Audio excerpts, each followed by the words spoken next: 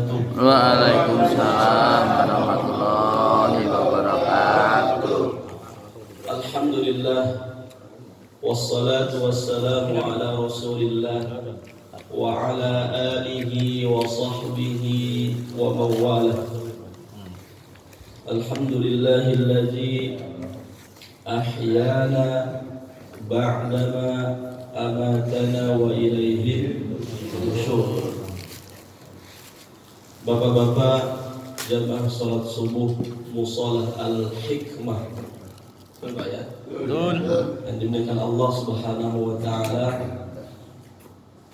Pertama, mari senantiasa kita panjatkan rasa syukur kita kehadirat Allah Subhanahu wa taala, yang mana kita rasakan nikmat darinya sampai saat ini.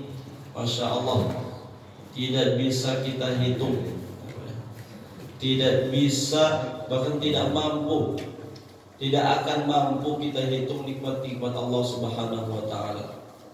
Ada peribahasa, kalaulah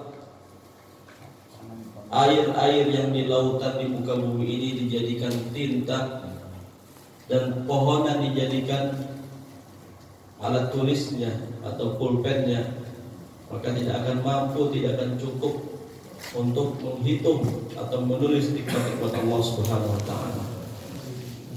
Bapak-bapak jamaah Allah Subhanahu wa taala, salawat teriring salam semoga senantiasa tercurah limpahkan kepada baginda Nabi besar Nabi Muhammad sallallahu alaihi wasallam. Semoga di akhirat kelak kita mendapatkan syafaatnya untuk memasuki surga Allah Subhanahu wa taala. Amin ya rabbal alamin. Izinkan saya menyampaikan sebuah hadis Rasulullah sallallahu alaihi wasallam. Rasulullah sallallahu alaihi wasallam bersabda, "An Anas bin Malik radhiyallahu anhu, an Abi Musa al-Ash'ari radhiyallahu anhu, an Nabi sallallahu alaihi wasallam qala, mathalul mu'min alladhi yaqra'ul Qur'an kamathalil utrujj." Hadis ini mempunyai redaksi perumpamaan orang yang membaca Al-Quran. InsyaAllah Allah golongkan kita menjadi ahlul Quran. Amin. Apa kata Rasulullah? Masalul mu'min alladhi yaqra'ul Quran kamathalil utrujj. Orang mukmin yang dirinya dipaksa, dirutinkan, didawamkan untuk selalu membaca Al-Quran, tadabbur Al-Quran, berinteraksi dengan Al-Quran, bahkan mengamalkannya, kamathalil utrujj, seperti mendapatkan buah. Buahnya ini sulit dibayangkan, Pak. Kenapa? Karena begitu indah, wangi rasanya, bahkan lembut, teksturnya Pak ya, sangat-sangat lembut. Kalau kita cari di tukang buah ini nggak ada lah, adanya nanti ketika Allah yang kasih. Kamathalil utrujj. Wa mathalul mu'min, tadi mukmin yang membaca Al-Quran. Wa mathalul mu'min alladzi la yaqra'ul Qur'an kamathalit tamrah. Orang mukmin ini jenis Pak? Orang mukmin yang kedua ini yang tidak mau baca Al-Quran, yang tidak mau berinteraksi dengan Al-Quran, yang tidak mau mentadabburi Al-Quran. Kalau nggak mau berinteraksi, apalagi mau mengamalkannya. Dari mana dia tahu? Orang mukmin yang seperti ini seperti mendapatkan buah kurma at-tamrah. Selama kita tahu dan kenal dengan buah kurma, kira-kira buah kurma ada aromanya enggak? Enggak ada. Enggak ada. La rihalaha, tidak ada aromanya. Walakinna hulwun, akan tapi manis rasanya. Buah kurma manis kan Pak ya? Manis. Manis. Tapi tidak mendapatkan aroma. Inilah orang mukmin yang kedua, jenis orang mukmin yang kedua. Kemudian perumpamaan yang ketiga, Bapak-bapak jamaah Allah Subhanahu wa taala. Wa matsalul munafiq alladzi yaqra'ul Qur'an kamatsali ar-raihan. Orang munafik dengan orang mukmin apa bedanya, Pak? Beda-beda tipis, Pak ya. Karena munafik ini tidak diketahui dengan orang, hanya diketahui dengan dirinya sendiri. Makanya musuh seorang Islam, seorang mukmin yang sejati adalah yang paling berat orang munafik. Sama seperti musuh dalam selimut. Baik di depan, nggak taunya di belakang tergigit katanya gitu ya. Orang munafik yang membaca Al-Quran seperti mendapatkan ar-raihana. Apa Pak ar-raihana? Ar-raihana dalam hadisnya riha tayyib wa ta'muha murrun. Mendapatkan buah namanya buah raihana, dalam hadis ini dikatakan riha tayyib, aromanya sangat wangi sekali.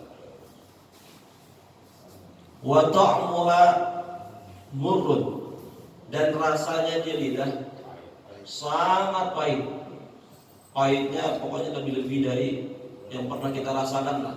Pahit ya. Pokoknya pahit banget lah. Jenis orang munafik yang pertama ini seperti ini Bapak. Sangat-sangat sulit diketahui gerak-geriknya. Kemudian perumpamaan yang terakhir atau yang keempat, wa matsalul munafiq alladzi la yaqra'ul Qur'an kamatsali al-hanzalah. Al-hanzalah ini laisa laha rih wa ta'muha murrun. Jenis yang keempat ini sangat-sangat buruk sekali.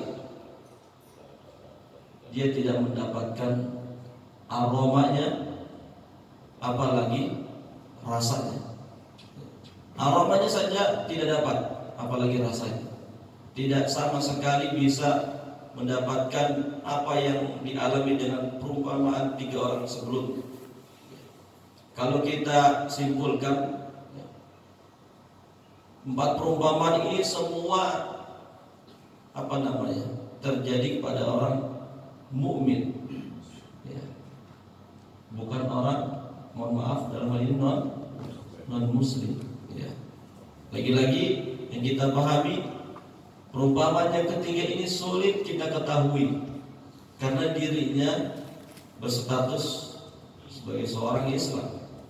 Tapi alladzi la yaqra'ul Qur'an, tidak membaca Al-Quran, tidak mau megang aja nggak mau, apalagi membaca Al-Quran. Nauzubillahi min dzalik. Bapak-bapak jamaah sesungguhnya Allah Subhanahu wa taala. Artinya dari 4 perumpamaan ini tentunya kita bisa memilih mana pilihan kita, mana yang terbaik, ya. Tentunya kita memilih poin yang pertama, mukmin yaqra'ul Qur'an kamatsali utrujjah. Mukmin yang membaca Al-Qur'an dan mendapatkan buah yang aromanya wangi dan rasanya sangat-sangat manis. Bolehlah kalau dikatakan atau disamakan dengan durian. Lewat aja kecium Pak ya. Apalagi kita makan, insya Allah kalau tepat pilihannya dapatnya manis sesuai harapan kita. Harapan kita seperti itu juga. Karena waktu yang Allah berikan sama-sama 24 jam. Cuma bagaimana kita memanfaatkannya. Kata Nabi, khairukum man tala umruhu wa hasuna amal. Sebaik-baik kalian adalah yang usianya panjang dan baik amal perbuatannya. Bagaimana cara kita memperpanjangkan usia kita? Usia yang hakiki.